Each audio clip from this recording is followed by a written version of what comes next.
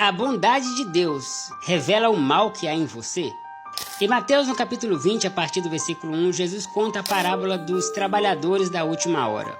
Um certo proprietário saiu de sua vinha a fim de procurar trabalhadores e por 5 vezes no dia ele encontrou homens que estavam desocupados na rua. A primeira vez ele saiu de manhã bem cedo, a segunda vez às 9 da manhã, a terceira vez ao meio-dia, a quarta vez às 3 da tarde e a quinta vez ele saiu às 5 horas da tarde. E, para surpresa de todos, no final do dia, às 6 horas, no momento do pagamento, tanto os que trabalharam o dia inteiro quanto os que trabalharam apenas 1 hora por dia receberam o mesmo valor.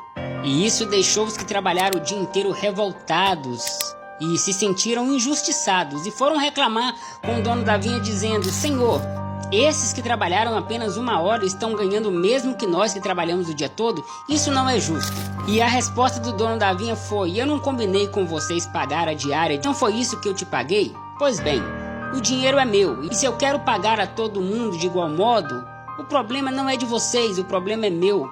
Ou será que a minha bondade desperta o mal em vossos olhos? Quantas pessoas se sentem incomodadas ao verem a bondade de Deus?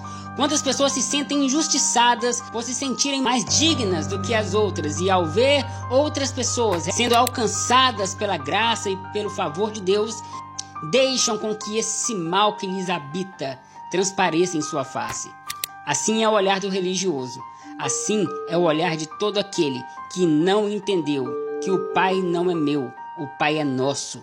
E que o amor de Deus não nos alcança por nossos méritos, e sim, unicamente pela graça de Deus.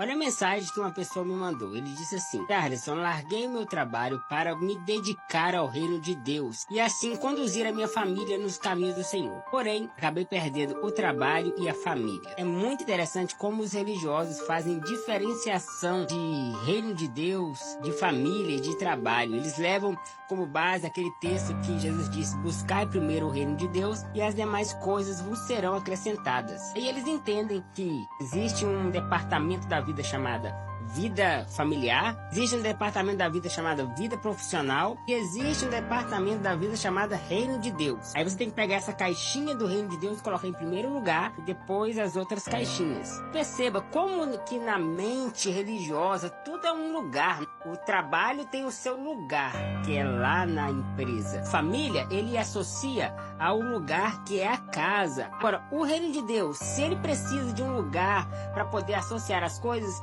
ele associa o reino de Deus com o quê? A religião não sabe não lugarizar as coisas. Tudo precisa de um lugar, tudo precisa ser palpável, tudo precisa ser visível. E essa lugarização que eles criam para tudo gera o chamado sagrado. Aí você vê que eles têm lugares sagrados, Bíblia sagrada, comidas sagradas, coisas sagradas. Aquilo que deveria ser uma essência se torna um objeto. Aquilo que deveria ser uma consciência se torna um lugar. Alguém só abre mão do trabalho, alguém só abre mão da família para viver o reino de Deus, se não conhecer que o reino de Deus não tem nada a ver com um lugar onde você vai prestar serviço. Isso não é reino de Deus. O reino de Deus é uma submissão do coração ao evangelho. É quando você de coração decide se submeter ao evangelho. E essa submissão permeia tudo na vida. Enquanto você trabalha, você vive o reino de Deus. Enquanto você está em comunhão com a sua família, você está vivendo o reino de Deus. Viver o reino de Deus em primeiro lugar não é você abrir mão de tudo para poder se dedicar a um lugar, para se dedicar a uma coisa, para se dedicar a um espaço geográfico. Não é isso. O reino de Deus não é uma programação da igreja. O reino de Deus não é uma denominação, tampouco uma religião. O reino de Deus não é comida e nem bebida, ou seja, não é coisas visíveis, palpáveis, mas é justiça, paz e alegria no Espírito Santo. É algo que está dentro de você. Em Lucas capítulo 17, o versículo 21, Jesus diz: o reino de Deus não está ali nem lá, o reino de Deus está dentro de vós. Então, minha gente, isso é uma essência, isso é uma consciência, não é um lugar. Então, se você abre mão da vida para poder se dedicar ao suposto reino de Deus, que talvez na sua cabeça seja a sua denominação, seja a sua religião, seja o seu ministério. Você está negligenciando coisas importantes como a sua família, sua vida profissional e muitas outras coisas que são importantes à vida do ser humano. Viva, e enquanto você vive, você experimenta o reino de Deus. Você sabia que a ceia realizada pela igreja de Corinto, a última ceia que Jesus participou, e a ceia que as denominações evangélicas realizam hoje não são a mesma coisa? Exatamente, essas três celebrações têm origens e significados diferentes. A festa ágape era uma refeição comunitária que os cristãos da cidade de Corinto faziam para compartilhar o amor fraterno e lembrarem da morte e ressurreição de Jesus. Era um verdadeiro banquete com muita comida e muita bebida. Inclusive, nessa festa estava acontecendo um grande problema. A festa denominada Festa do Amor estava faltando amor.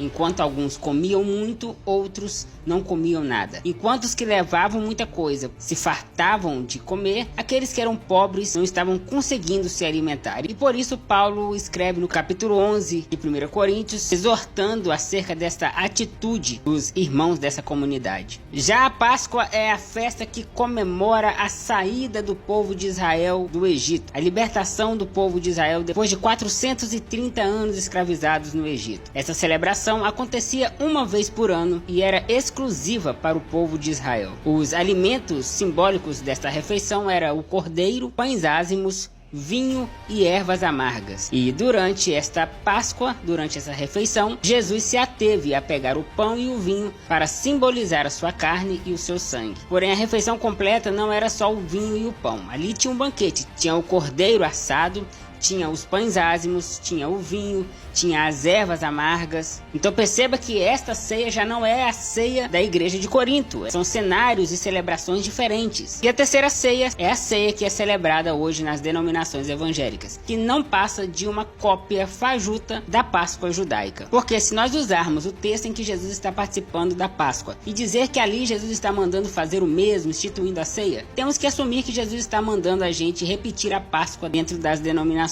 Em 1 Coríntios capítulo 5, versículo 7, Paulo diz que Cristo é a nossa Páscoa. Ele é o cordeiro que foi sacrificado por nós. Portanto, em nenhuma parte do Novo Testamento existe uma ordem de Jesus ou dos apóstolos à igreja instituindo a celebração da Páscoa. Porém, o que as denominações fazem hoje é uma cópia desta Páscoa, porque está faltando ali as ervas amargas, está faltando o cordeiro assado. Agora, se usar o texto de 1 Coríntios capítulo 11 para embasar a ceia, também está faltando elementos, porque a festa ágape, a ceia da igreja de Corinto, não era um pedacinho de pão e um pouquinho de suco de uva, e sim um banquete. A verdadeira ceia é toda a refeição onde há partilha e amor fraterno. Você sabia que a ceia realizada pela igreja de Corinto, a última ceia que Jesus participou, e a ceia que as denominações evangélicas realizam hoje não são a mesma coisa? Exatamente, essas três celebrações têm origens e significados diferentes. A festa ágape era uma refeição comunitária que os cristãos da cidade de Corinto faziam para compartilhar o amor fraterno e lembrarem da morte e ressurreição de Jesus. Era um verdadeiro banquete com muita comida e muita bebida. Inclusive, nessa festa estava acontecendo um grande problema. A festa denominada Festa do Amor estava faltando amor.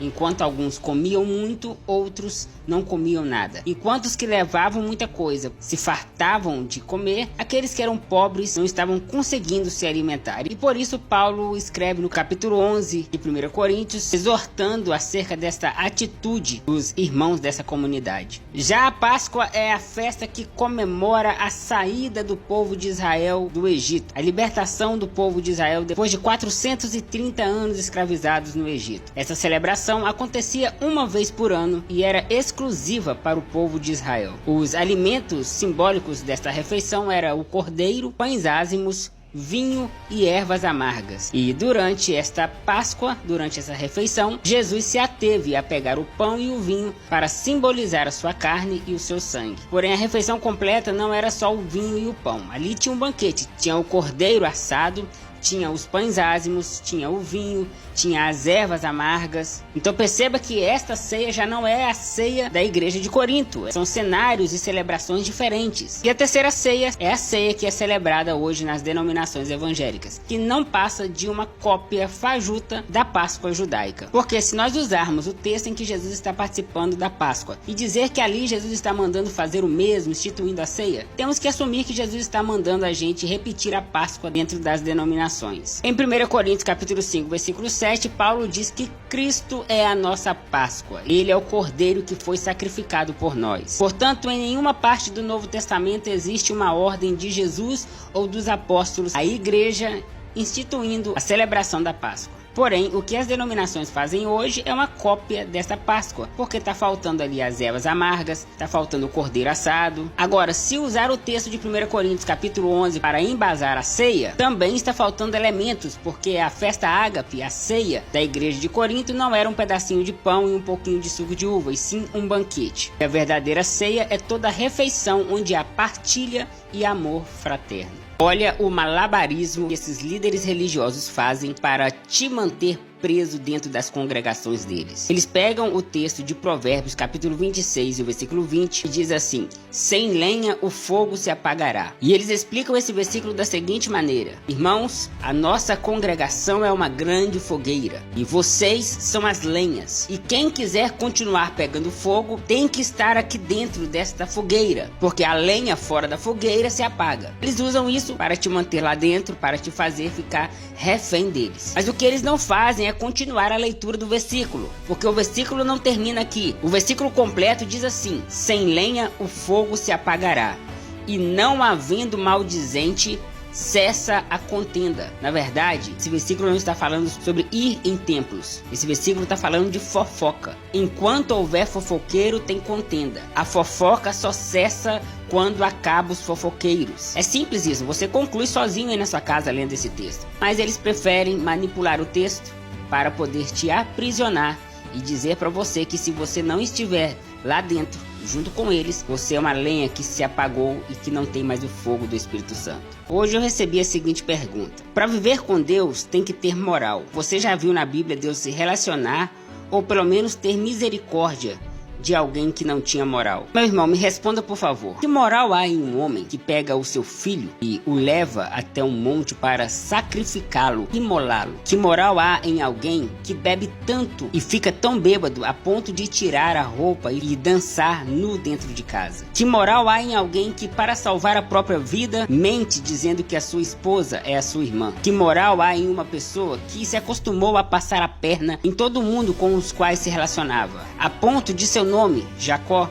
se tornar sinônimo de trapaceiro? Que moral há em um rei que pega a mulher do seu próximo, engravida a mulher e, para esconder o seu erro, mata o marido dela? Meu irmão, o chão do evangelho não é o moralismo, não é a sua moral que atrai o favor de Deus. O chão do evangelho é a graça de Deus. Você caminha apoiando sobre a graça de Deus. Todos esses, por mim citado nesse vídeo, embora suas práticas não foram nada morais, todos estes foram alcançados pela graça e pelo favor divino. Inclusive, Jesus deixou o exemplo que o amor, a misericórdia está acima de todo e qualquer moralismo.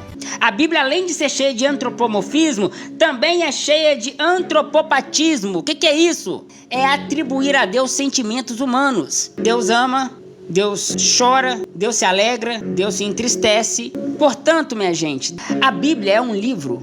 Pegar o Deus transcendente e trazê-lo para a nossa compreensão. É por isso que o tema dessa palavra é Deus, a Bíblia e a limitação cognitiva do homem, ou seja, a minha limitação de entender Deus.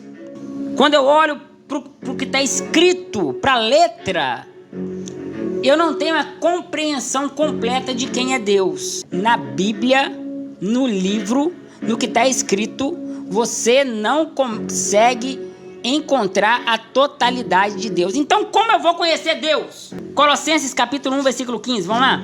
Jesus é o primogênito da criação. Ele é a revelação visível do Deus invisível. Sabe qual é a revelação máxima de Deus? Não é a Bíblia, é Jesus.